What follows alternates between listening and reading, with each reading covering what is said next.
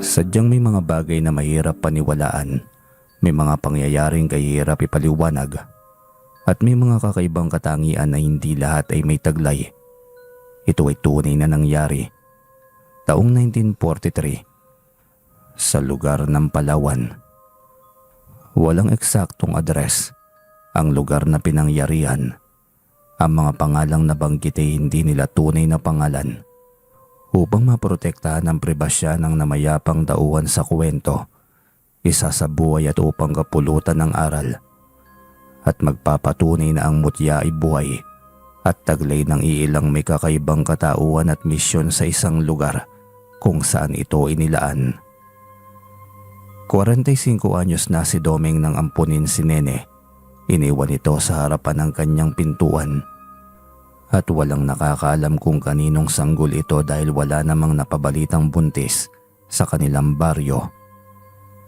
Ang pagsulpot ni Nene sa buhay ni Mang Domeng ay isang katanungan na hanggang sa kasalukuyan nilang buhay ay hindi nabigyan ng kasagutan. Gayunpaman ay minahal siya at tinuring na tunay na anak ni Mang Domeng. Alam mo, Nene, delikado yung ginagawa mo. Sa dami ng pwedeng alagaan, bakit isang banakon? Sobrang makamandag yung ahas na yan. Kampante ka dahil may tangan akong orasyon para sa mga makamandag na hayop at mga peste sa paligid. Paano kung nataong may lakad ako at ilang araw pa ako bago makabalik? Alam mo namang kinukuha ko dito ng mga angkan na mga mayayaman para magpagamot. Linggo pa bago ako makabalik. Tatay, hindi naman delikado itong alaga ko, no? Mabait ito. Kita mo naman tumatabi pa itong matulog sa akin. Lagi ko naman siyang binubusog eh. Ang dami kayang mga daga dyan sa ating palayan. Ewan ko ba sa anak mong ito, tay? Di man lamang natakot. Buntis pa naman sa magiging panganay namin. Sabat na lamang ni Osting na kararating lamang galing sa kanilang palayan. Kaya nga ay ang tigas ng ulo nito. Pinaglilihan yata itong banakon. Tumawa lamang si Nene sa sinabi ng ama. Hindi kasi makukumpleto ang araw niya kung hindi niya mahahawakan ng alaga niyang banakon na pinangalanan pa niyang Bano. Hindi rin niya may paliwanag kung bakit tila hindi natatakot ang banakon sa kanya o nagalit man lamang noong nakita niya itong nakapulupot sa loob ng kanyang sapatos. Maliit pang banakon noong alagaan niya. Bagong kasal pa lamang sila na maging alaga niya ito o si Bano. At 5 taon na silang kasal ni Osting, ngunit wala man lamang silang nabuo, kaya mas lalong napokus ang atensyon niya sa pag-aalaga kay Bano. Makalipas ang 5 taon, eto na siya't buntis na sa kanilang magiging panganay. Lagi siyang pinapaalalahanan ng kanyang asawa at ama ukol sa kanyang alaga. Lagi po ako nag-iingat, tatay. Huwag kayong mag-alala para sa akin. Kaya nga, hindi bastang alaga yung banakon. Ewan ko sa iyo. Tinawanan lamang niya ang kanyang ama. Nang gabing yun ay malakas ang ulan. Sobrang lamig ng panahon. Nagising siya nang biglang sumipa ang bata sa loob ng kanyang tiyan. Kasunod nun ay ang sobrang pagsakit nito. Hindi na niya matiis kaya ginising na niya ang kanyang asawa. Osting, manganganak na yata ako. Gumising ka dyan. Tarantang bumangon ang asawa at pinuntahan si Lolo Domeng. Ito na rin ang magpapaanak sa kanya. Agad na nagbakulo si Osting ng tubig. Utos na rin ni Lolo Domeng sa kanya. Namimilipit na siya sa sunod-sunod na pagsakit ng kanyang tiyan. Alam niyang lalabas na talaga ang bata kaya sumigaw na siya sa kanyang asawa at ama. Dali-dali nga itong lumapit sa kanya upang tulungan siya sa kanyang pag-ire. Ngunit laking pagtataka ng kanyang ama at asawa nang makitang ahas ang unang lumabas sa kanyang kasilanan. May kakatuwang kambal ang iyong anak. Isang ahas ang kanyang kambal. Tay, isang puting ahas ang iniluwal ni Nene. Huwag niyo nga akong biruin. Nandyan na. Lalabas na ang bata. Anya't buling umire ng mas matagal. Sa pagkakataong ito'y isang guwapo at malusog na batang lalaki ang kanyang iniluwal. Kambal ang inyong anak, Nene.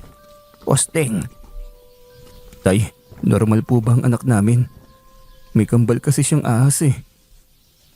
Hindi ko alam. Unang beses ko lamang nakasaksi ng ganito. Dati sa mga kwento lamang ito ng aking mga ninuno. Hindi ko akalaing masasaksihan ko ngayon ang bagay na ito. Biglang nabahala si Osting ngunit si Nenay tuwang-tuwa nang makita ang anak at ang katabi nitong puting ahas na nakapulupot ang sarili. Mabait itong anak kong ahas, Tay. Kita nyo naman, kahit ahas ito'y may buhay din naman ito at sigurado akong mapuprotektahan niya ang kambal niya. Kakaibang pagkabahala ang rumistro sa mukha ni Osting. Alam nitong magiging tampulan ng tsismis ang buhay ng kanilang anak kapag nalaman ng mga tao na may kambal na ahas ito. Baka nga katakutan pa, kaya nagpa siya itong paslangin ng ahas.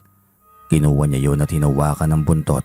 Pagkatapos ay hinampas ito sa dingding na para bang isang pamalo. Biglang nag-iiyak ang sanggol na parang nasasaktan kaya sumigaw si Nene. Anong ginagawa mo, Osting? Papaslangin ko ang ahas na ito. Hindi natin to anak. Huwag mong saktan ang ahas, Osting. Nakita mo ba? Nasasaktan ang sanggol kapag sinasaktan ang ahas. Ibig sabihin ay konektado sila sa isa't isa. Pagtutol ni Lolo Doming, tahimik na tinitigan ni Osting ang sanggol. Nakita nito ang pamumula ng noo ng sanggol. Tila ba nagiging pasa ito? Hindi makapaniwala si Osting. Ang dati naririnig lamang nitong mga kwento-kwento ay aktwal na mismo nitong nakikita sa anak pa. Wala itong magawa kundi ang alagaan ng kambal na anak.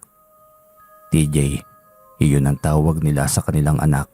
At ang kambal nitong ahas ay si Betena, isang babaeng ahas. Simula din ng mailuwalang anak nila ay naglaho na lamang bigla sa kanilang tahanan ang alagang banakon ni Aling Nene. Simula nang marunong ng maaliw si TJ ay ang kambal nitong ahas ang lagi nitong kalaro hanggang sa magkasakit na si Lolo Doming. Lolo, gagamutin kita para hindi na masakit ang katawan mo. Kaya mo ba akong pagalingin, Apo? Oo naman po, Lolo Doming. Nakita kita saka malinaw ko narinig ang mga bulong mo sa tuwing nag-uumpisa ka ng panggagamot mo. Uwi ka ng batang si TJ na sa pagkakataong iyon ay 7 taong gulang pa lamang. Nang sambitin nga ng bata ang 5 Latin na makapangyarihan ay nagulat si Lolo Doming. Madalas pagkibot lamang ng bibig nito ang ginagawa at hindi malinaw ang pagsambit dahil iyon sa sagrado at makapangyarihang Latin ay ilan lamang ang nakakaalam. Saan mo naman narinig yan, Apo? Si Lolo talaga, nag-uulyanin na Sa'yo nga lo, sino pa bang manggagamot na narito? Binibiro mo naman ako, Apo Hindi ko kailanman nasangbit yung mga katagang yan. Sagrado yan Alam ko naman lo, saka alam ko naman na ako lang din ang nakakarinig ng mga bulong mo Kung ganun gamutin mo na ako simula ngayon. Tuturuan na rin kita ng panggagamot. Pagkontra sa maiitim na likha ng elemento. Pwedeng-pwede po, Lolo Doming. Hindi na ako mahihirapan dahil lahat ng mga ginagawa mo sa iyong pasyente, lihim ko po yung sinusubaybayan. Lihim na napahanga si Lolo Doming sa kanyang apo. Sabi na nga ba niya't hindi normal ang katauhan nito sa paglaki. Lagi ring nakagabay dito ang kambal na ahas na si Serpena. Subalit walang nakakaalam na may kambal na ahas si TJ. Kaya lamang minsan kinausap nito ang kambal na ahas habang nakapulupot sa sanga ng kahoy. Nadaanan ito ng magsasaka at hindi ito napansin ni TJ. Patuloy lamang ito sa pakikipag-usap sa kambal at malinaw na naririnig ng napadaan na magsasaka na tinatawag ng bata na kambal ang ahas. Mabilis na lumaganap ang kwento. Nagulat na lamang sila nang maging tanyag si TJ na may kambal na ahas. Marami ang natakot, ngunit marami rin ang naniniwala na kakaibang bata ito. Hanggang sa edad na 8 taon ito'y naging tanyag na manggagamot. Haka-haka rin sa kanilang baryo na isa itong magaling na babaylan. Hindi na lamang din nila pinatulan pa ang mga tsismis. Ang mahalaga ay ang tanging pagtulong sa kapwa lamang ang kanilang ginagawa. Hindi kailanman nagkaroon ng kaaway ang kanilang pamilya at kahit kailan ay hindi nangyaring may tao silang binarang o kinulam. Ngunit sadyang may mga ginagamit para kontrahin ang kabutihan.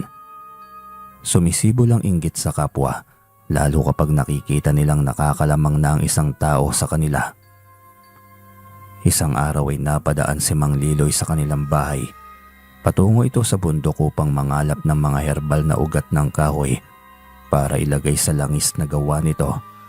Nakita nito si TJ na nanggagamot kaya tumatawa itong lumalapit. Isa itong kahibangan. Ang tunay na gamot ay kinakalap sa bundok gaya ko. Hindi dinadaan sa pagkibot ng bibig tapos ay magaling na agad. Sinusumpa niyo ang mga pasyente niyo para pabalik-balik sa inyo at magpagamot. Mga kampon kayo ng kadiliman. Diretsahan ang naging pahayag ni Mang Liloy. Bulungan ng mga pasyenteng naroon. May nadidismaya, may naniniwala. Si TJ ang pinatutungkulan nito sa bagay na yon. Nang marinig yun ng kambal ni TJ na si Sir Pena, ay galit nitong ginapang ang paa ni Mang Liloy. Bago pa nito na itaboy ang ahas ay nakagat na ito sa paa. Bakit mo ginawa yun, Sir Pena? Umalis ka dito. Iyan yun. Ang nakita kong ahas na kausap minsan ni TJ. Ngayon ay naniniwala na kayo na may totoong kambal na ahas ang batang ito. Mabait si Sir Pena. Nataon lang na narinig niyang inaalipusta ko. Sigaw ni TJ. Biglang nangitim si Mang Liloy. Kumalap na sa buong katawan nito ang kamandag ni Sir Pena. Wala ring magawa sina Lolo Doming dahil sa nangyari ay tinugis sila ng mga taong bayan. Sinunog ang kanilang munting kubo. Wala silang magawa kundi ang tumakas, lalo pat pinagkakainteresan silang paslangin. Umalis na kayo bago pa tayo maabutan ng mga yan. Iligtas niyo si TJ. Malaki ang misyon ng batang yan sa mundong ito. Hindi tay, hindi ka namin iiwanan dito. Huwag nang matigas ang ulo, Osteng. Umalis na kayo nila Nene at ni TJ. Kung ayaw niyong lahat tayo'y mapahamak ng mga yan. Tandaan ninyong hindi lamang ako ang may lihim na karunungan. Hindi lamang ako ang marunong sa orasyon at anting-anting. Marami sa mga taong bayan na yan ay kagaya ko. Kaya utang na loob. Matanda na rin naman ako. Ang mahalaga rito ay ang buhay ni TJ. Matanda na ako. At alam ko namang lahat ng kaalaman ko'y naipasa ko na sa kanya. Kung ganun ay sasamahan kita, Lolo Doming. Si Nene nang bahala sa aming anak. Hindi mo pwedeng pabayaan ang mag-iina mo. Hindi rin kita maaaring pabayaan, Tatay Doming. Gaya ng sinabi ko, protektahan niyo si TJ. Matanda na ako. Kailangan ko na ring magpahinga kaya sige na, alis na. Malapit na sila. Walang magawa ang mag-asawa kundi lisanin ito kasama ang kanilang anak.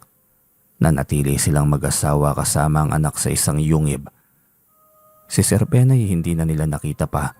Ngunit nang minsang mapunta si Mang Osting sa bayan ay nabalitaan nito na marami ang nakagat ng makamandag na ahas nang salakayin ng bahay ni Lolo Doming. Ibig sabihin ay tinulungan pa ni Sir Pena si Lolo Doming. Kaso sa dami ng mga taong bayan na nakiisa, sinunog din ng apoy ang buong kalupaan na pag-aari nila kaya wala nang nagawa pa si Lolo Doming. Kasama nitong natupok ng apoy ang kambal na ahas ni TJ. Hindi nito iniwanan si Lolo Doming hanggang sa huling buhay ng matanda at maging ito. Sa malaking yungib na yun ay pansamantalang naninirahan ng mag-anak. Ligaw na hayop at pagkain ang bumubuhay sa kanila ng ilang buwan. Isang gabi, nagising si TJ sa isang napakaliwanag na bagay. Nagiging tanglaw ito sa gabing yon. Nilapitan niya ang pinanggagalingan ng liwanag. At ganun na lamang ang pagkamangha niya nang makita ang kakaibang kulay at hugis ng perlas. Isang kulay itim na anaconda ang nasa tapat ng nagliliwanag na bato. Yumuko ito na tila ba magalang na inaalay sa kanyang isang mutya. Ang mutya ng trabungko. Isang kakatwang mutya na nagtataglay ng maraming kapangyarihan. Matapos niyang hawakan yun ay biglang bumalot ang liwanag sa kanyang katawan. Ramdam niyang biglang gumaan ang buo niyang katawan pagkatapos ay biglang nawala ng paunti-unti ang liwanag. Tumalikod na rin palayo ang anaconda na alam niyang nagbigay sa kanya ng mutya. Wala pang ilang minuto nang biglang may isang imahe ang bumuo sa kanyang harapan. Isang lalaking may mahabang buhok, kumikinang sa kaputian ng balat, mataman lamang na nakatitig sa kanya. Ikaw ba ang may-ari ng bagay na ito? Oo, sa akin ang bagay na yan. Pasensya na po, ibabalik ko na lang. Ayos lang. Ako nga pala si Kugo, isang engkanto na nakatira sa yungib na ito. Ako ang nangangalaga sa lugar na ito. Sabi na't iyong bagay na ito, ibabalik ko na po. Saka pasensya na kung istorbo kami sa iyong tahanan. Bala kaming paslangin ng mga taong nakapaligid sa amin. Para sa iyo talaga ang mutya. Kaya biglang umilaw ay dahil nahanap na ang tunay na tagapangalaga nito. Ang mutya ng trabong ko na matagal nang nakatago sa yungib na ito. At huwag mong alalahanin ang pagtira mo at ng iyong pamilya sa yungib, pagkat ito ay nilikha para maging kanlungan ng sinumang nangangailangan ng proteksyon. Huwag lamang abusuhin ang kalikasan dahil kaming mga engkanto ang siyang bantay at tagapamarusa ng mga taong lapastangan at walang pagmamahal sa kalikasan. Ako ang iyong gabay. Ang laban mo para sa kabutihan ay laban ko rin. Talaga? Salamat, Kugo. Maraming salamat. Mahabang kanilang pag-uusap ni Kugo. Sinabi nitong lisanin na nila ang lugar dahil maraming mababangis na hayop ang minsan rin napapasoong sa yungib na yon. Baka hindi niya maprotektahan ang kanyang mga magulang. Nangako rin ito na kasama nila ito sa paglalakbay. Nagtaka si Aling Nene nang magising dahil may kausap itong si TJ. Gayong tulog naman sa tabi nito ang asawang si Mang Usting. Dahil sa pagkabahalay ginising nito ang asawa upang lapitan ang anak. Agad silang bumangon at sabay na pinuntahan. Anak, sino yung kausap mo? Lumingon siya nang marinig ang boses ng inay. Bit-bit nito ang apoy upang may magsilbing liwanag sa kanila. Nay, nagising ba kayo sa boses ko? Nay, si Kugo, ang bago ko pong kaibigan. Binigyan ako ng mutya, Nay, oh. Anak, wala naman tayong ibang kasama rito ah. Walang Kugo na nakatira rito. Tay, meron isang engkanto si Kugo, kaya hindi niyo siya makikita. Nakangiti siya ngayon, nakaharap nga siya sa inyo eh. Kinilabutan ng mag-asawa nang marinig yon. Agad nang niyaya siya na matulog na. Ngunit sinabi agad niya sa mga ito ang bilin ni Kugo. Hindi, Nay, Tay, kailangan nating dumisan ngayong gabi. Sasamahan tayo ni Kugo. Hindi raw tayo ligtas dito, sabi niya eh. Eh anak, mas magiging mapanganib kapag nakita tayo ng mga taong bayan. Sa malayo tayo, Nay. Sa lugar na walang may nakakakilala sa atin. Nagkatingin na ng mag-asawa. Tila nag-uusap ang mga mata na sasang-ayon sa gusto ng 8 taong gulang na anak nila. Paglabas nila sa yungib ay namangha ang mag-asawa nang makita ang isang magarang sasakyan na wala pa sa kanilang kabihasnan.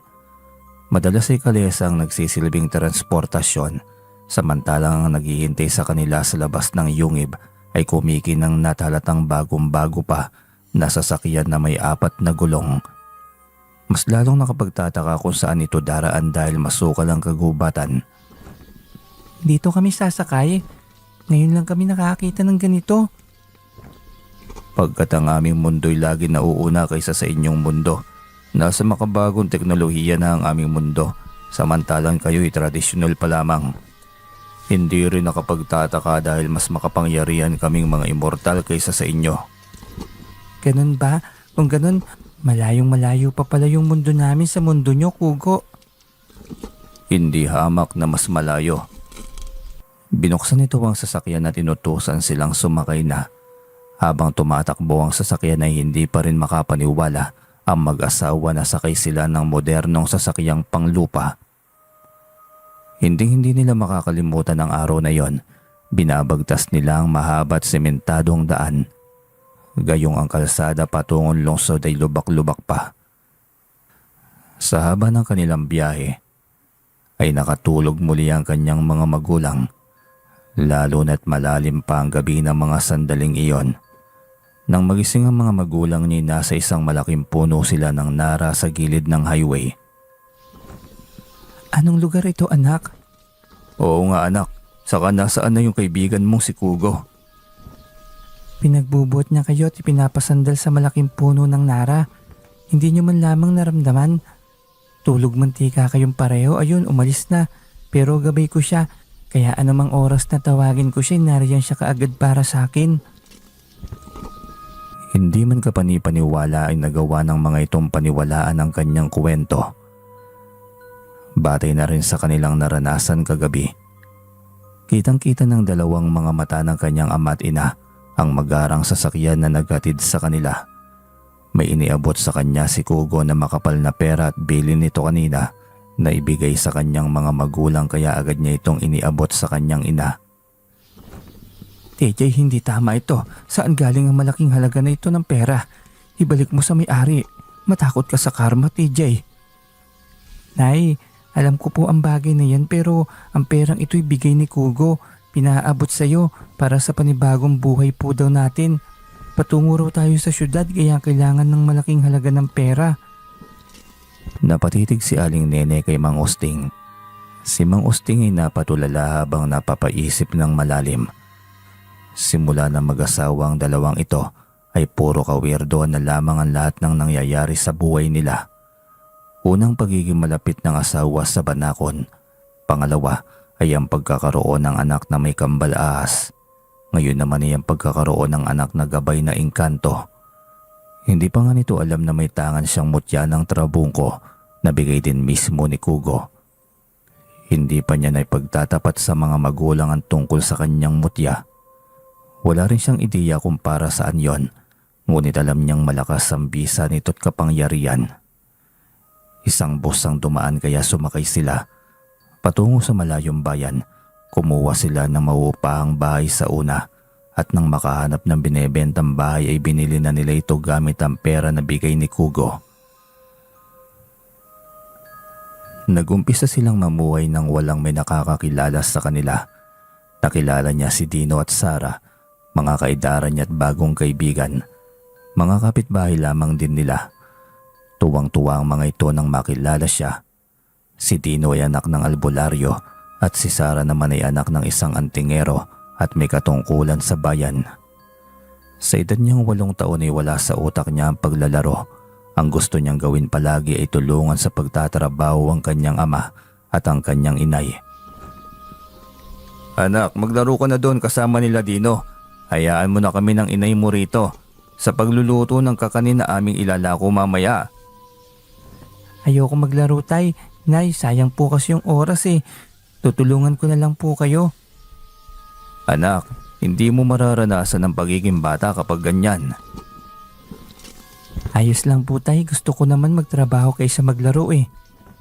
Ginulo ni Mang Osting ang buhok ng anak. Napakaswerte nilang mag-asawa na magkaroon ng ganitong uri ng anak na walang iniisip kundi ang magandang bagay at walang kahilig-hilig sa paglalaro kundi ang pagtatrabaho sa bahay ang nais lamang nitong gawin. 3:00 ng hapon at paalis na si Mang Gusting upang maglako nang biglang magkagulo sa labas ng bahay. Nahulog sa punong kahoy si Dino, kaya nataranta ang lahat. Lalo na't nawalan ng malay si Dino at tumama ang likod nito sa bato.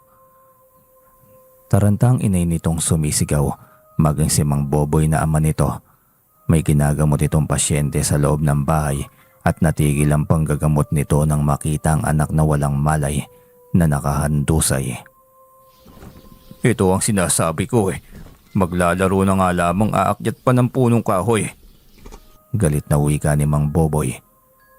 Sinabi ng isang kapitbahay na gamutin nito ang anak dahil manggagamot naman siya. Nagalit lamang ito at sinabing hindi siya doktor at hindi niya kayang gamutin ng ganito. Nang marinig niyang hindi kayang gamutin ni Mang Boboy ang anak, ay agad siyang lumapit at nagboluntaryo na siya na lamang ang gagamot sa kaibigan. Tinawanan lamang siya ni Mang Boboy at sinabing ano ang alam niya sa panggagamot. Buhay ng anak mo ang pinag-uusapan, Mang Boboy. Kaya huwag ka na magtanong pa ng kung ano-ano. Ano nga bang kakayahan mo manggamot? Doktor ang kailangan ko at hindi batang gusgusin. Akala ko ba albularyo ka? ang tunay na albularyo, lahat ng karamdaman, sugat, sakuna na nangyayari sa pasyente kayang gamutin ng taglay niyang orasyon at sagradong Latin. Pagka-uwi kay agad siyang umupo sa harap ni Dino, katapat ni Mang Boboy. Umusal siya ng orasyon habang haplos ang noo at likod ni Dino na tumama sa matigas na bato. Tulalang nakatitig sa kanya si Mang Boboy, hindi makapaniwala na sa edad niyang yun ay kaya na niyang buhayin ang mga sagradong salita upang ilapat sa mga nangangailangan. Marami ang nakasaksi kung paano nagising si Dino na tila ba wala man lamang nangyari. Wala itong iniindang sakit sa katawan. Nang maalala nito ang nangyaring pagkahulog ay napatayo ito at nakangiting kinapapa ang katawan. Ang galing, hindi ako nasaktan. Hangal ka, kung hindi ka lang pasaway, hindi ka mahuhulog sa punong yan. Puna naman ni Mang Boboy. Ikinuwento rito ng ibang mga kaibigan na matagal na siyang walang malay. Talaga? Paanong nangyari? Ba't ako nagising? Si Sarah na ang tumugon sa kanyang tanong.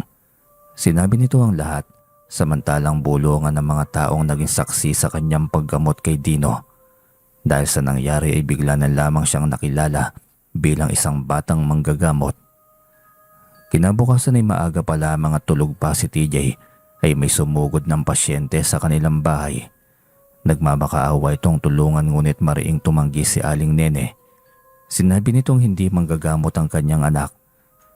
Si Mang Usting naman ay tila nakaramdam ng konsensya para sa pasyente.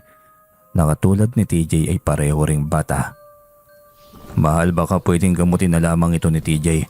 Kawawa naman kapag may nangyaring masama rito. Hiling ni Mang Usting ngunit nagmatigas si Aling Nene. Ayon nito sa maagang edad pa lamang ipasanin na ng anak nila ang isang malaking responsibilidad. Ngunit nagising si TJ sa iyak ng isang inay. Dahilan para bumangon at silipin ang nasa labas. Nay, sino sila? Ano pong kailangan nila? Bungad agad niya. Si Mang Usting kaagad ang tumugon sa kanyang tanong. Anak, kasi nagmamakaawa ang nanay nitong bata. Gustong magpagamot sa iyo. Walang problema tayo, tutulungan natin. Kawawa naman po eh. Walang magawa si Aling Nene dahil sadyang ipinanganak si TJ na may mabuting puso at maawain sa kanyang kapwa. Isang lapat lamang ng kamay at usal ng orasyon ay gumaling na agad ang 3 taong gulang na bata. Tumatawa na ito at nakakausap na ng maayos. May ibinilin pa siya sa ina ng bata. Manang, huwag ka munang dumiretso sa inyong bahay pagka-uwi nyo. Sa simbahan ka muna pumasok tapos magdiri ka ng 3 kandila. Nagtaka ang ginang kung bakit kaya humingi ito ng paliwanag mula sa kanya. Ang iyong anak ay naingkanto. Paano kasi? Madalas niyong dinadala sa inyong kaingin eh. Pinapatambay sa puno ng balete. Nagustuhan tuloy na mag-asawang engkanto. Gustong kunin ng inyong anak. Kaya kung ayaw niyong mangyari yun, sundin niyo ang aking bilin. Saka huwag niyo na ulit dadalhin pa sa mga masusukal na lugar ang anak niyo. Batiin kasi siya ng mga elemento eh. Namangha ang ina ng bata sa kakaibang galing niya sa panggagamot. Maging ang pagdala nito sa kaingin ng anak ay nahulaan pa. Gayong ngayon lamang sila nagkita at hindi pa kailanman nagkakilala. Nang makaalis ang mag-iinay agad siyang umikot sa likod ng bahay. Kinausap niya si Kugo at nagpasalamat sa pagiging gabay nito. Sa pagbulong kung ano ang sasabihin sa ina ng bata na ginamot niya kanina lamang. Walang problema, kaya nga gabay mo ko, hindi ba? Magtutulungan tayo para sa ikabubuti ng mga tao. Sa ganoong paraan mababawasan ang pagkakasala namin sa Panginoon. Libo-libong taon nang nakararaan. May pagkakamali po ba kayo? May pagkakasala ang aming angkan. Mga nipilim kami na inilaglag ng Diyos kasi puno ng inggit ang aming puso. Gusto naming pumantay sa Kanya. Umanib kami sa kaliwa kaya sabay-sabay kaming inilaglag sa lupa. Kung ganun, masama pala kayo. Katulad po kayo ng nasa kaliwa. Ang pagkakaiba namin sa Kanya ay pinagsisihan namin ang aming nagawang pag-anib sa Kanya. Ngunit dahil sa galit at sumpa ng Diyos sa amin, kailanman ay hindi na kami mapapatawad pa. Ngunit hindi pa rin kami nawawalan ng pag-asa. Baka sa paggawa ng kabutihan sa mga tao ay kaluguran ulit kami ng aming Panginoon. Naku, sana lang kung may magagawa lang sana ako para kausapin siya eh. Walang sino man ang makakausap siya ng personal. Hindi mangyayari ang bagay na yan. At ikaw maganda ka dahil malaking pagbabago ang magaganap sa buhay mo. Ang mutya ng trabungko ang magdadala ng swerte sa iyong buhay at ng iyong pamilya. Magiging kilala kang manggagamot sa murang edad at ang mutya ng trabungko'y magiging kasangga mo rin sa panggagamot, lalo na sa mga kagat ng makamandag na ahas at iba pang hayop o insekto. Handa akong tanggapin lahat ng aking misyon. Basta ba lagi ka nakasuporta sa akin? Oo naman, TJ. Kasangga mo ko lagi, asahan mo yan. Tugon ni Kugo. Natigil ang kanilang usapan nang tawagin siya ni Mang Osting. Isa pang ang pasyente ang napasugod. Nakagat ito ng ahas. Hindi matukoy kung anong ahas. Ngunit nangingitim na ang 10 taong gulang na bata. Nangingitim at nagsisimula ng dumugo ang ilong at tainga. Nagmadali siyang gamutin yon. Ibinulong sa kanya ni Kugo ang gagawin. Inilagay sa kanyang bunganga ang mutya ng trabungko. Pagkatapos ay naglabas siya ng laway at itinapal sa kagat ng bata. Huwag kayong mandiri, pagkat ito lang naman ang tanging paraan upang mawala ang kamandag ng ahas na kumagat sa'yo. Anya pagkatapos ng ilang sandali ay biglang tumigil ang pagdurugo ng ilong at tainga nito. Nagliwanag na rin ang kaninang nangingitim nitong balat. Pagkatapos ay unti-unting naging maayos ang pakiramdam nito. Tumalikod siya't iniluwa sa pulang tela ang mutya ng trabungko. Lilinisin niya ito kapag wala ng pasyente. Dahil bawal ipakita kahit kanino ang mutya ng trabungko, maging sa kanyang mga magulang. Siya lang ang dapat na nag-iisang may alam ng tungkol doon. Mas lalo siyang nakilala na magaling na manggagamot sa bayan. Hanggang sa nawalan na ng pasyente si Mang Boboy dahil nalipat na sa kanya lahat. Galit na galit si Mang Boboy habang nakatingin sa kanilang bahay. Pakiramdam nito'y inago niya ang hanap buhay nito. Kaya nang hapong yun nawala ng pasyente sinugod silang buong pamilya ng galit na si Mang Boboy. Mang Boboy, napadalaw po kayo. Hindi kita dinalaw, walang hiya ka. Nagpunta ako rito para balaan ka. Anong babala po ba yun, Mang Boboy? Talagang hindi ka nakakaintindi na bata ka. Alam mo bang 1 dekada ko ng hanap buhay ang panggagamot? Ginawa niyong hanap buhay ang panggagamot? Hindi ba dapat, Mang Boboy, ang panggagamot ay bukal sa loob, walang bayad? Kung may ibibigay man ng pasyente, yun ay dahil natuwa sila. Hindi presyo sa ginawa natin panggagamot sa kanila. Pinangangaralan mo ba ako, bata? Alam ko ang ginagawa ko. Hindi mo alam ang ginagawa mo, Mang Boboy. Dahil kung alam mo, hindi na dapat kita pagsabihan pa. Sa galit nito'y hinawakan siya nito sa nguso. Pagkatapos ay tila nawala ito sa sarili at bigla siya nitong sinakal. Agad namang nagpakita si Kugo. Galit na kinuha ang kamay ni Mang Boboy sa kanyang leeg. Pagkatapos ay ito naman ang sinakal ni Kugo. Huwag, Kugo, baka mapaslang mo si Mang Boboy. Halimaw kang bata ka. May kasama kang halimaw. Mabuting nilalang po si Kugo. Isa siyang immortal na putian. Ang tanging hangad niya gumawa ng kabutihan. Huwag mo nang sabihin sa lalaking yan, TJ. Walang kakayahan na makakita ng katulad ko ang katulad ng taong yan. Isang huwad na manggagamot. Nagkukunwaring may alam sa lihim na karunungan. Ngunit ang totoo'y umaasa lang naman sa herbal. Hindi niya kayang gawin ang ating paraan ng panggagamot. Magaling din naman ang herbal, di ba, Kugo? Oo, pero depende pa rin yun sa taong hiyang sa herbal na nilalapatan niya. Kaya may gumagaling, meron ding hindi. At ang isa pa niyang mali, nagpanggap siyang albularyo dahil lang tunay na albularyo may alam sa mga orasyon at sa mga lihim na karunungan. At pangalaway nananalaytay ito sa dugo ng isang tao mula sa kaninununuan nito. Paikot-ikot si Mang Boboy, hinahanap ang nagsasalita. Narinig nito si Kugo. Ngunit hindi nito makita ng dalawang mga mata. Siguro naman malinaw na ang iyong naririnig, Mang Buboy. Kaya kung ako sa iyo umuwi ka na, hindi ka tunay na albularyo. Nang marinig yun ay nagmamadaling lumabas si Mang Buboy. Walang paalam at walang lingon-lingon. Napangiti siya habang inaakala ang mukha ng huwad na albularyo. Halatang natakot ito. Hindi na niya yung pinansin pa. Sapat na ang ginawa ni Kugo para ito ay balaan. Nang gabing iyon ay malinaw niyang naririnig at ng kanyang mga magulang ang magulong tahanan ni Mang Buboy.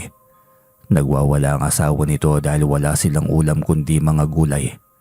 Nagrereklamo ang ginang dito dahil dati nang marami pa silang pasyente hindi nawawalan ng masarap na ulam ang kanilang kusina. Ngayon kahit pitakay wala na, kahit barya.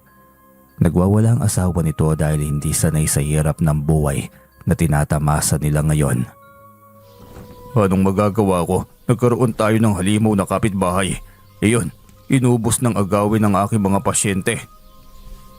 Galit na sigaw ni Mang Buboy. Malinaw iyong naririnig nilang tatlo sa loob ng kanilang bahay. Napakunot ang noo ni Aling Nene.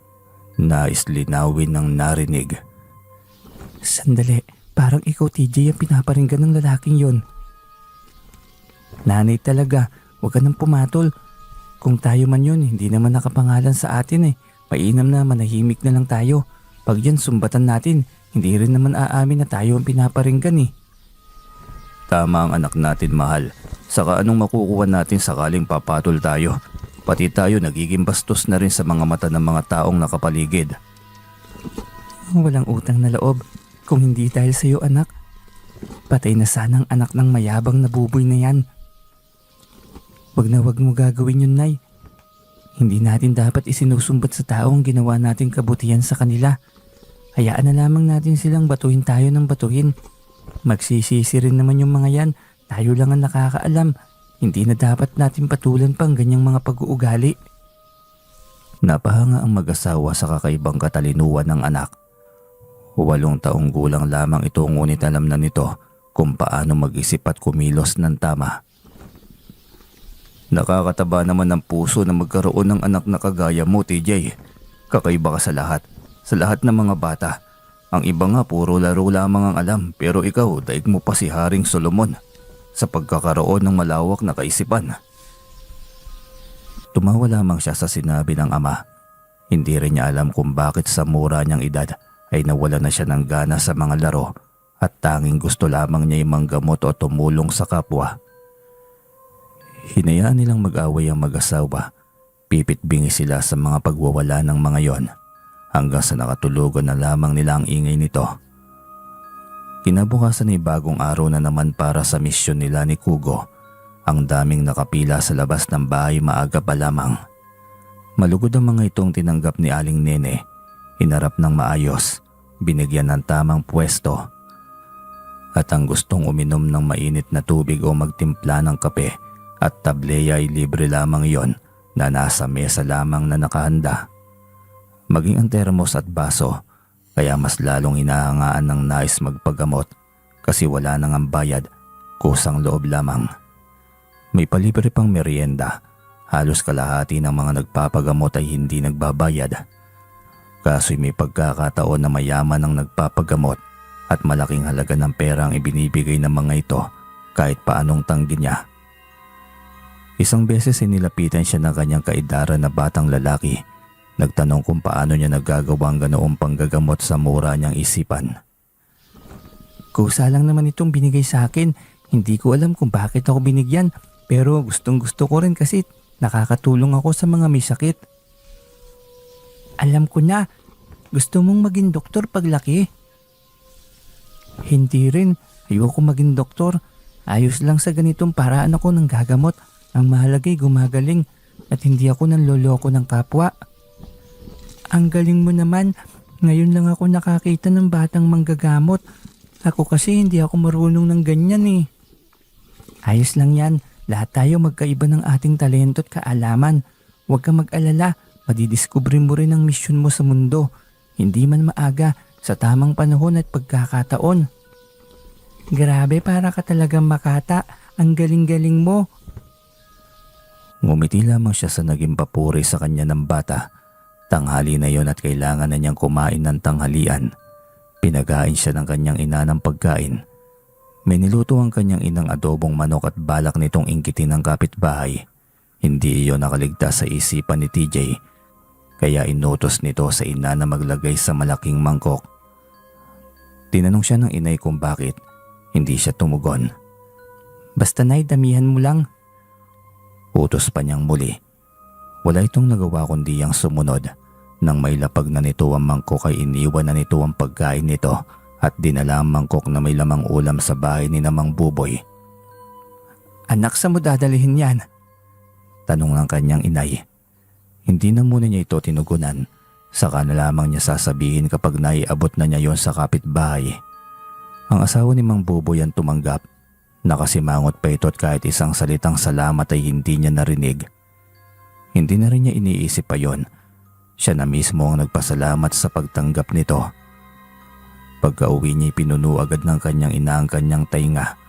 Galit na galit ito nang bigyan niya ng ulam ang kapitbahay. Nay, hindi porket ginawang ka na masamay gagantihan mo rin ang kasamaan. Tanging tugon lamang niya sa kanyang inay. Magagalit pa sana itong muli ngunit natigil yon nang may dumating na pasyente. Simula sa araw na yon ay napag-usapan din ni Aling Nene at ni Mang Usting na hindi na siya iiwang mag-isa sa bahay. Si Mang Usting na lamang ang maglalako. Si Aling Nene ay nasa bahay lamang, nakabantay sa kanya. Kahit pa sinabi niya sa mga ito na ayos lamang sa kanya na mag-isa. Hindi papayag ang kanyang ama, lalo pat pinag-iinitan siya ng kapitbahay na si Mang Boboy. Mas kampante ito na maiwan siyang kasama ng inay. Araw-araw ay gabi-gabi siya sa kanyang panggagamot. Sobrang dami ng mga dumarayo sa kanila mula pa sa mga malalayong lugar.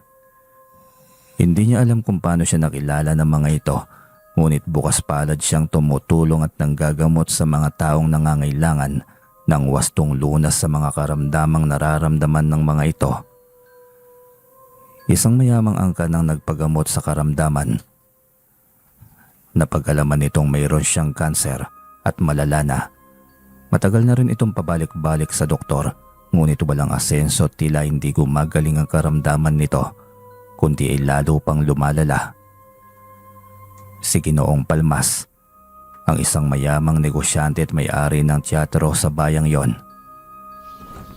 Hindi ka talaga kayang gamutin ng doktor, Ginoong Palmas. Paano kulam itong nangyari sa'yo? Ang atake ng babae ay ang utak mo tuwing Martes at Biyernes, tama ba ako? Namangha si Ginoong Palmas nang marinig yon.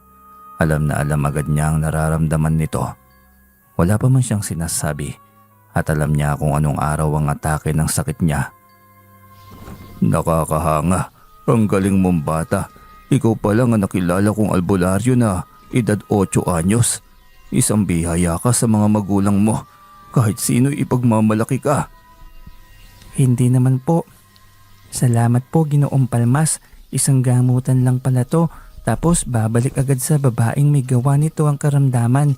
Kapag may inatake sa inyo ng ganitong karamdaman at Martes at Biyernes din ng atake, ibig sabihin siya ang may balak na paslangin ka. Tumango ito. Sinimulan niya itong gamutin. Makapangyari ang orasyon upang ibalik sa may gawang kulam na matagal nang iniinda ng Ginoo. Unti-unting gumaan ang pakiramdam ng Ginoo.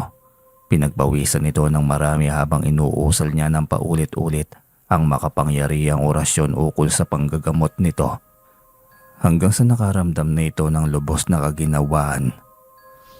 Kapag ako gumaling bata, babalikan kita at pagtatayuan ng malaking konkretong bahay sa harap ng kubo niyong ito. Pangako yan. Naku po, kalabisan naman po yung gagawin nyo. Nakakahiya po yun, Ginoong Palmas. Sanay naman po kami sa hirap kaya ayos lang po sa amin ang aming bahay. Ay nako, hindi. Hindi yan kalabisan. Pinagaling mo ako. Malaking bagay yon. Higit taon ko na itong tinitiis. Ikaw lamang palang magiging doktor ko. Pakiramdaman niyo po muna, Ginoo. Kapag hindi na bumalik ang karamdaman sa'yo, ibig sabihin ay nasa may gawa na ang atake. At tuluyan ka ng makakalaya sa kanyang pangkukulam. Matapos ang kanyang bilin dito'y nangako ito na babalik.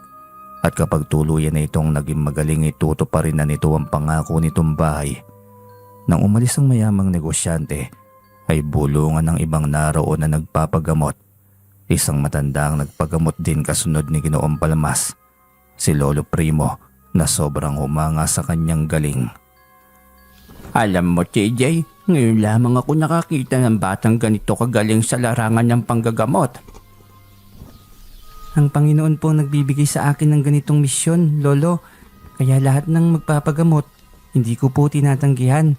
Tutulungan ko hanggat kaya ko at hindi ako magpapabayad dahil iyon ang aking panata. Mabuting bata, hindi malayo na makilala ka pa ng maraming mga tao. Tiyak na maraming pagpapala pa ang darating sa buhay mo. Nagpasalamat lamang siya rito.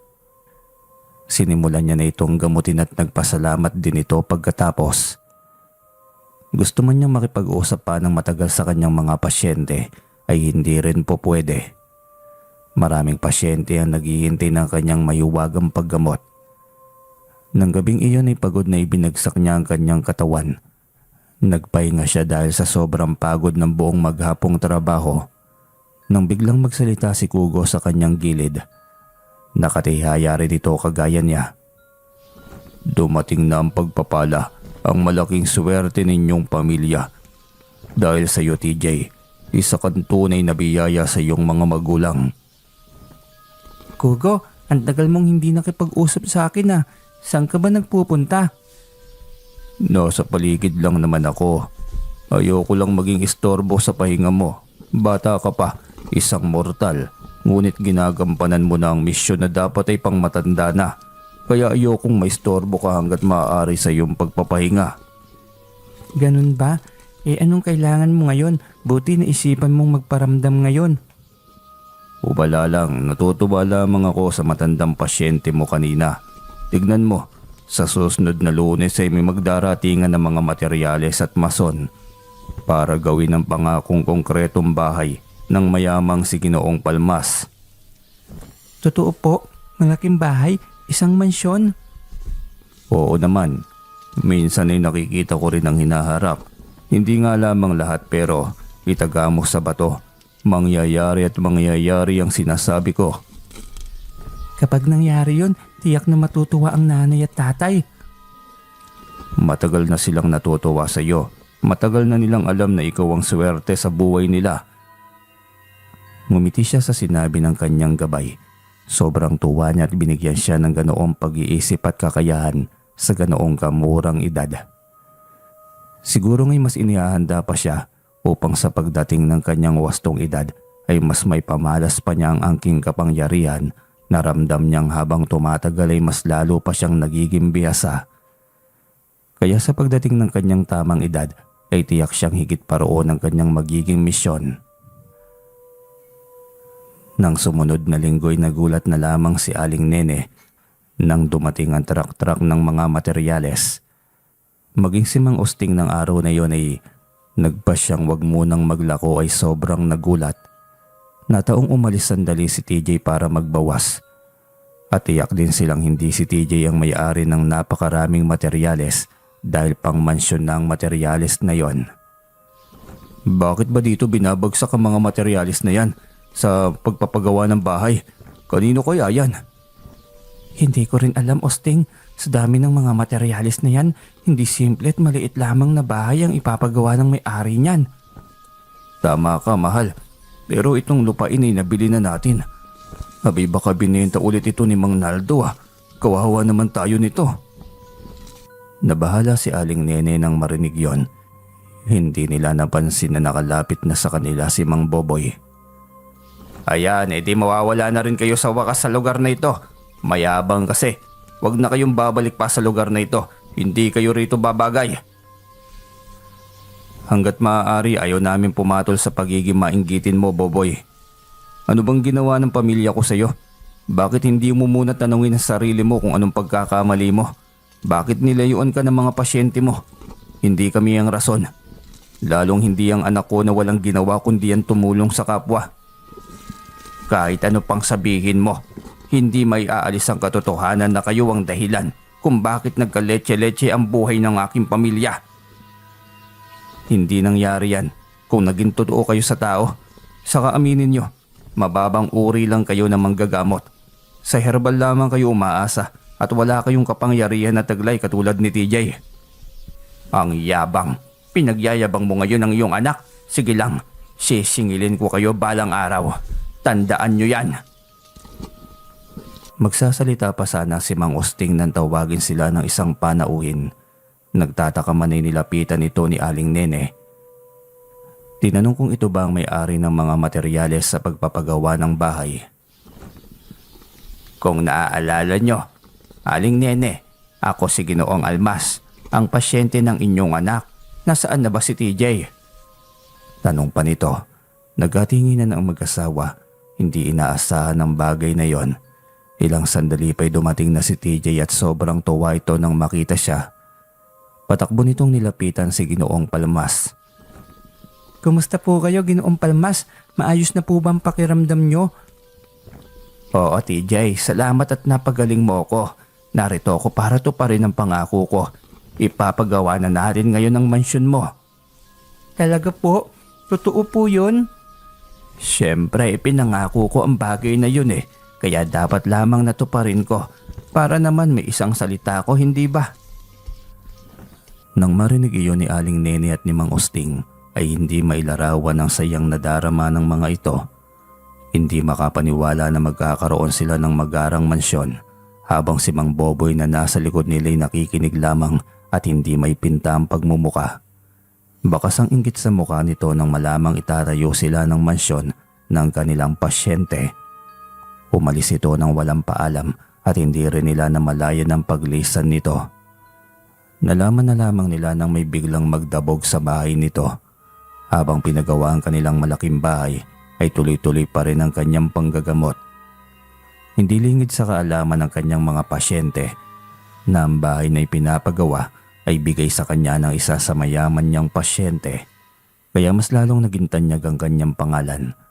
Samantalang biglang nawala si Mang Boboy at ang pamilya nito sa kanilang baryo. Walang nakakaalam kung saan ang pamilya nitong nagpunta. May nakapagsabi na nagbakasyon lamang dahil may nakasalubong ang mga itong kapitbahay. Hindi kalakihan ng mga alporas na nakakabit sa likod ng mga ito. Mas mabuti na siguro kung hindi na babalik ano. Ang hirap magkaroon ng kapitbahay na puro inggit eh. Ayan ka na naman mahal eh. Lagi ka kasing pumapatol sa mga negatibong ugali ng tao. Kaya nga po tay, hindi na uuso kay nanay na kapag binato ka ng bato, batuhin mo ng tinapay eh. Ang gusto niyang mangyari ay mata sa mata, ngipin sa ngipin. Abay hindi maganda yan nay, matuto tayong magpakumbaba. Dinig mo yun mahal. Hindi ba dapat tayo ang nagpapangaral sa anak natin, hindi yung tayo pa ang pinapangaralan nito? Nakasimangot si Aling Nene nang sabihin niyo ni Mang Osting. Napangiti na rin lang siyang sinaway ang ama na hinayaan na lamang ng inay. 2 buwan ang lumipas. Tapos na ang ipinatayong bahay sa kanila ni Ginoong Palmas. Masaya silang lumipat sa magarang bahay. Puno ng pasasalamat sa nagbigay sa kanila ng napakalaking regalo sa buong buhay nila. Wala yan, kulang pa yan sa buhay ko na iniligtas mo TJ. Kung hindi ako lumapit sa iyo, hindi ko man lamang alam sa sariling kapatid ko lang pala na babae ang nagbabalak na pumaslang sa akin. Ang gusto niya ay sa kanya mapunta ang lahat ng yaman, kaya walang awa kong pinakulam nun. Alam kong kapatid mong may gawa, kaya nga gusto kong ikaw mismo ang makadiskubre dahil batid kong pagdududahan mo ang aking kaalaman. Ngayon ay kaawa-awa ang kanya sinapit. Siya na ngayon ang nagdurusa sa sakit na dati ay ibinigay niya sa akin. Sabi pa ng doktor, malalang kanser. Napakalayo, walang hiya.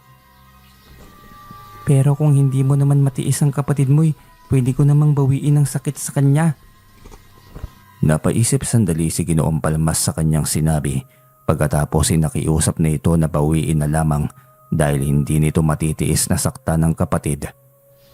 Sigurado po kayo Ginoong Palmas? Bubuklasin ko na po siya ngayon. Oo TJ, nakikiusap ako. Hindi ko rin kayang makita na nasasaktan ng aking kapatid eh. Naawa siya sa Ginoo. Sobrang bait ng puso nito.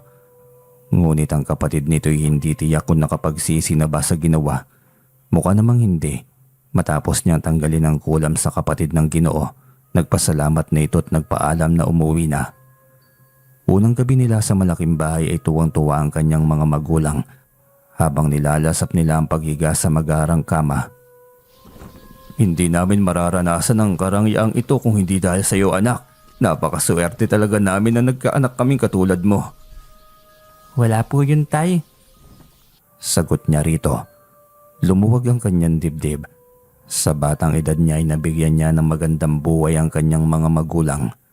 Isang hating gabi ay nagising siya dahil sa nakakasulasok na amoy na pumapasok sa kanyang bintana. Nang silipin niya sa labas ay namataan niya si Mang Boboy. May sinusunog ito. Maliban pa doon ay may sinasaboy ito na kung anong bagay sa kanilang bakuran. Kinakabahan siya.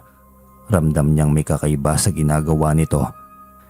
Hindi niya alam pero parang nawalan siya ng kontrol sa kanyang pwedeng pangontra. Hinayaan lamang niya yon.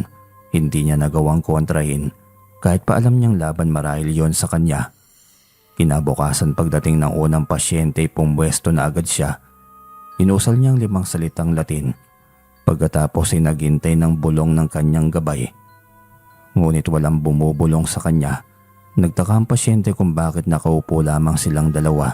Wala man lamang siyang sinasabi o ginagawa. Nagpaalam siya sandali upang pumunta sa likod at kausapin si Kugo. Ngunit wala ang presensya ng gabay na engkanto. Bigla niyang naalala ang ginawa ni Mang Boboy kagabi. Ngayon ay napagtanto niyang si Mang Boboy ang may kagagawan ng lahat ng iyon. Nakauwi na pala ang mga ito at hindi niya alam na sa pag-uwi nito ay isang masamang plano ang gagawin nito laban sa kanya. Biglang sumakit ang kanyang ulo. Nangihina nang hindi niya may paliwanag. Nasusuka siya. Ramdam niyang may kakaiba kaya pumasok siya sa loob at humingi ng paumanhin. Hindi niya kayang gamutin ang kanyang pasyente. Dismayado itong lumisan ngunit tinawag ito ni Mang Boboy. Si Mang Boboy ang gumamot dito. Nagtaka ang kanyang ama at ina kung bakit. Anak, anong nangyari? Bakit kay Mang Boboy pumupunta lahat ng pasyente? Hindi ko alam, tay, pero tinanggihan ko ang una kong pasyente kanina. Tapos pumunta na kay Mang Boboy. Bumalik na sa panggagamot ng taong yon. Hindi ko po alam, tay, pero kagabi nakita ko siyang may ginagawa. May sinasaboy siya sa ating bakuran. Kaya ba parang nangihina ka ngayon, anak? Hindi, tay, medyo masakit lang ang ulo ko. Pero ang problema ko yung aking gabay. Nawala si Kugo. Tiyak ako may ginawa na naman siyang hindi maganda. Pero ayoko pong sumali kayo, tay. Akong bahala kay Mang Buboy. Humanda siya sa akin. Dahil hindi mananaig ang kasamaang binabalak niya. Babalik ko sa kanyang lahat ng kasamaang pinaghahasik niya. Mukhang hindi maganda yang binabalak mo, anak. Hindi magandang bagay ang maghangad ng paghihiganti. Hayaan mo na lamang na ang Diyos ang sisingil ng kasamaan niya.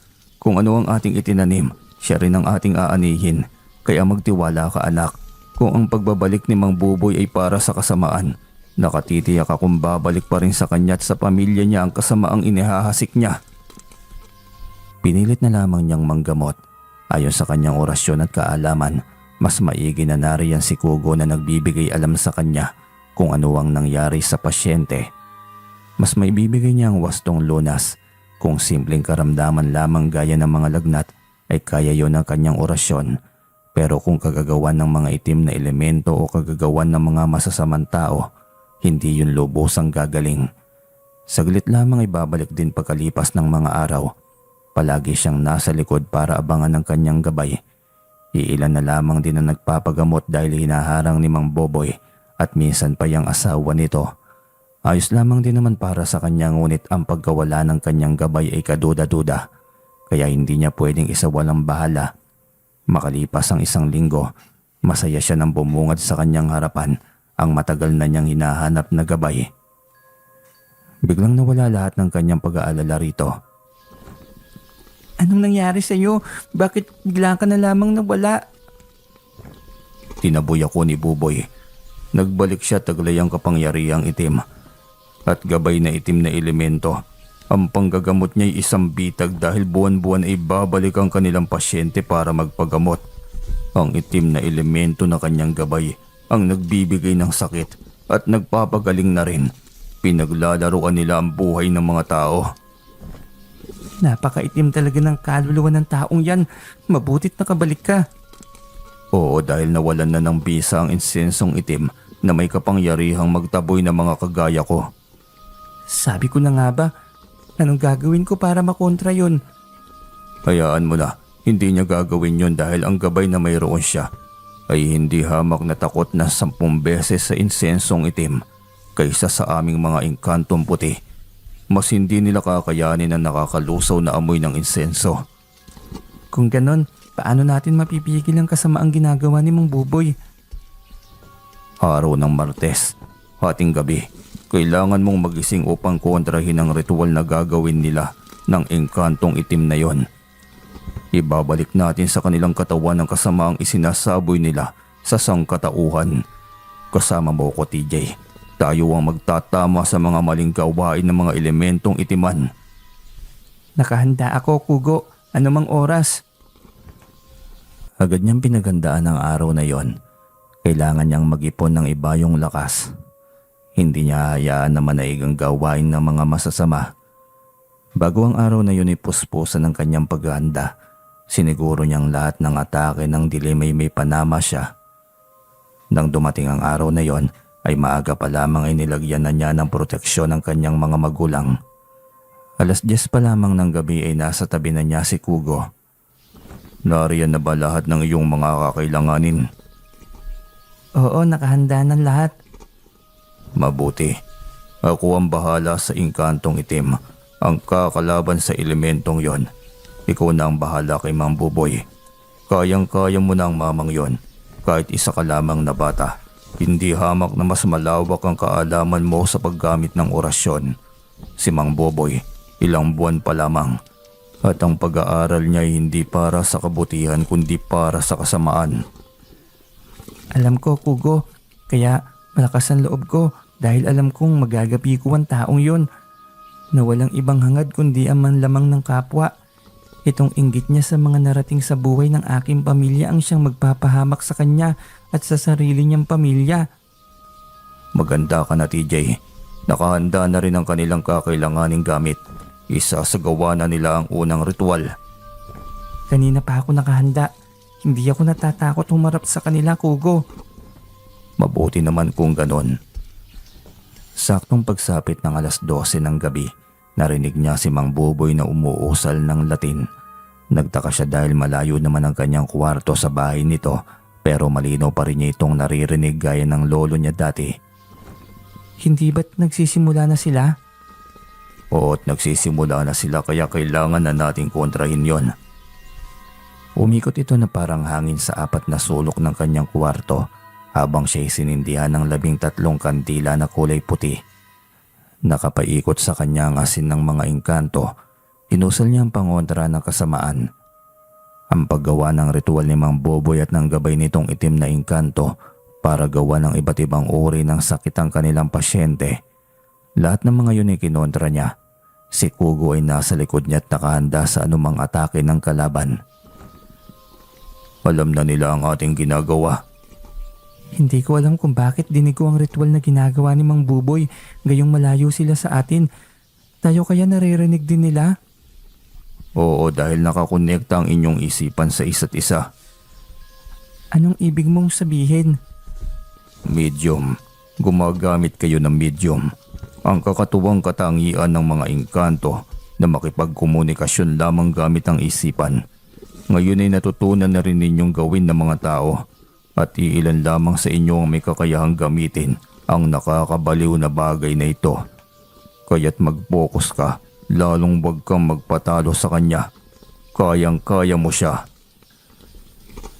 Tumango siya sa utos ng engkanto. Panay ang hikab niya dahil umaatake rin ang engkantong itim. Dahil doon ay nagpasya na si Kugo na atakihin ang engkantong itim. Nilisan nito ang kanyang kwarto at naglakbay gamit ang kakayahan nitong mag-teleportation. Galit na galit si Mang Buboy na mapagtanto na siyang kumukontra sa kapangyarihan nito. Kinausap siya nito gamit ang isipan. Hayop kang bata ka, panira ka talaga sa mga plano ko. Dahil kasamaan lahat ng nasa puso mo, Mang Boboy. Kaya hindi ko hahayaan na magtatagumpay ang mga masasamang balak mo. Patanda ka na sana. Gamitin mo naman sana ang iyong isipan, maging ang iyong puso. Impyerno ang patutunguhan mo sa ganyang gawain. At sino ka para pangaralan ako, batang pipitsugin? Pipitsugin ako pero may matino kong pag-iisip. May magandang mga nagawa sa mga tao. Yung gawain mo, nakakatulog ka pa ba ng mahimbing, Mang Boboy? Hubod ng itim ang iyong budhi. Tapusin na natin to. Ang dami mo pang sinasabi. Sigaw ni Mang Boboy. Inutos nito sa gabay nitong engkantong itim na atakihin siya at pahirapan. Ngunit hindi siya nakaramdam ng pagkabahala dahil alam niyang protektado siya ni Kugo. Mabibigat na mga orasyon ang inusal ng engkanto para sa kanya. Ramdam niyang sumisikip ang kanyang utak at parang gusto niyang matulog ng mahimbing. Ngunit lagi iyong kinokontra ni Kugo, kaya nawawala at bumabalik ang kanyang enerhiya para siyang isang signal na pawala-wala. Usalin mo ang orasyon pangontra sa sakit ng ulo. Hindi ka pwedeng atakihin ng sakit ng ulo, TJ.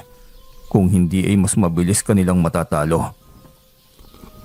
Pagkautos ni Kugo'y agad niyang inusal yon. Unti-unting nagising ang kanyang diwa. Mas naging aktibo pa siya at mas naging malakas. Ganyan dapat, TJ. Ngayon usalin mo ang orasyon para ibalik sa dalawa ang kanilang ginawang sakit sa mga tao. Ibalik lahat ng sakit ng iyon sa kanilang katawan. Gagawin ko. Buong lakas niyang inusal ang malakas na orasyon. Dalawang nilalang na iba-iba ang katauhan ng kanyang inatake. Mas malakas, mas makapangyarihan. Nangihina siya ngunit kailangan niyang matapos bago tuluyang bumagsak ang kanyang lakas. Tagumpay niya itong naiusal lahat. Samantalang hinihintay lamang din ni Kugo na matunaw at maging usaw ang katawan ng itim na engkanto. Ipinasok niya yun sa isang bote. Nang magising siya sa maikling pagkakaidlip ay nagtaka siya kung ano ang nangyari. Ngunit kalaunan ay naalala rin niya lahat. Patay na ang mga kandila sa kanyang paligid. Naku, paano ba yan, Kugo? Nakatulog ako. Ayos lang, napagtagumpayan mo naman lahat, TJ. Anong ibig mong sabihin? Ito ang itim na engkanto na naging gabay ni Mang Boboy. Kinulong ko na sa bote. Gawin mong koleksyon hanggang sa pagtanda mong albularyo. Bilangin mo kung ilang elemento na ba ang natalo mo, lalo na ang mga masasamang elemento. O heto, iwasan mong wag mabasag nang sa ganoon ay hindi makatakas. Kapag naman mangyayari talaga ang bagay na yan, pwede mo namang ilipat sa ibang bote. Tuturuan kita ng orasyon para sa ganung bagay. Nagpasalamat siya sa kanyang gabay. Malaking bagay na dumating ito sa kanyang buhay. Mas naging magaling pa siyang albularyo. Hindi lamang mutya ng trabungko ang nagagamit niya sa panggagamot, kundi ang maraming makapangyarihang orasyon na siyang sandigan niya sa kanyang mga laban kontra sa kasamaan. Kinabukasan ay maaga pa lamang ay ginising na siya ng kanyang ina. Nagtaka siya kung bakit dahil madalas naman ay hinihintay siya ng mga itong magising. Lalo't alam ng mga ito ang pagod niya sa buong araw. Pasensya na anak, nagmamakaawa. Alangan namang tanggihan ko. Sino po ba tay at napano daw ba? Wala rin akong ideya anak, basta mahina at sobrang maputla. Nakakatakot ng itsura niya. Baka mapano, kargo di konsensya ko pa. Hindi naman siya nagtanong ng kung ano pa. Diretso na siyang lumabas para tignan kung sino ang tinutukoy ng ama. Ganun na lamang ang pagkagulat niya nang makita si Mang Boboy. Nakasandal sa kanilang upo ang kahoy. Nakatingin sa kanya na tila ba bilang na lamang ang paghinga. Nagmamakaawa ito sa kanya. Maawa ka sa akin. Ayoko pang mamatay, TJ. Gamutin mo ko. Naku po, Mang Boboy, pasensya na pero wala na po akong magagawa pa. Kagagawan niyo po ang bagay na yan. Kung nagsisi kayo habang maaga, hindi sana hindi ganyan ang inaabot niyo. Masyado akong naghangad na magandang buhay. Gusto ko sana ikatulad rin sa iyo. Si Dino. Kaya lamang ay hindi niya magawa. Hindi niya kaya. Kaya ako ang gumawa ng paraan. Inaral ko lahat. Kahit pa alam kong kasamaan. Kasi ayokong nasa mansyon na kayo nakatira habang kami nasa kubo pa rin. Ginawa ko lahat para mas lamangan ka pa. Nang sa ganoon ay makabingwit din ako ng mayaman. Yan kasi, nagtatrabaho lang kayo para sa pera. Sana naman magtrabaho kayo dahil mahal nyo ang trabaho nyo. Sana naman magtrabaho kayo dahil sa kapwa nyo. Nagsisisi na ako, TJ. Tulungan mo akong makaligtas. Gusto ko pang mabuhay. Ikinalulungkot ko, Mang Buboy. Hindi lahat ng nagsisisi ay may huling pagkakataon pa. Hindi lahat. Kaya patawarin mo ko. Kapag gagawin ko ang bagay na yon, sarili ko naman ang mapapahamak. Hindi ko kayang magsakripisyo, lalo't hindi ko sigurado kung totoo ka sa mga sinasabi mo. Marami pang may sakit ang nangangailangan ng tamang paggamot. Ang paggamot na walang bayad dahil iyon ang misyon, iyon ang dapat. Napaluhan na lamang ang mga mata ni Mang Buboy. Naawa siya rito ngunit hindi niya pwedeng isakripisyo ang sarili kapalit ng paggamot niya sa huwarang albularyo at ang kanyang buhay. Hindi niya kayang gawin yon. Hindi para sa kanyang sarili kundi para sa mga taong nakapaligid sa kanya na higit na nangangailangan ng kanyang tulong. Isang aral na dapat ay maging totoo at huwag manloko ng kapwa dahil lahat ay may kaparusahan. Maging kontento sa buhay na mayroon at huwag isipin ng manglamang dahil ang bagay na nakuha sa sariling sikap ay higit na mas may pagmamalaki sa iba. Hanggang dito na lamang po ang kwento natin ngayon. At tulad nung nakaraan, nais ko po kayong tanungin tungkol sa bagay na sa huling eksena pala ng kwentong ito, yung nagpapagamot si Mang Buboy kay TJ tapos hindi na niya pinagbigyan. Kung kayo po'y nasa katayuan ni TJ, tama lang po ba yung ginawa niya kay Mang Buboy at bakit po? Babasahin po natin yan sa comment section. Palike at subscribe na rin po sa mga bago lamang sa ating channel kasi yung mga nakasubscribe na po sa ating matatagal na, sigurado pong naglalike na po yan agad. Yun lamang po at kita-kita tayo sa comment section.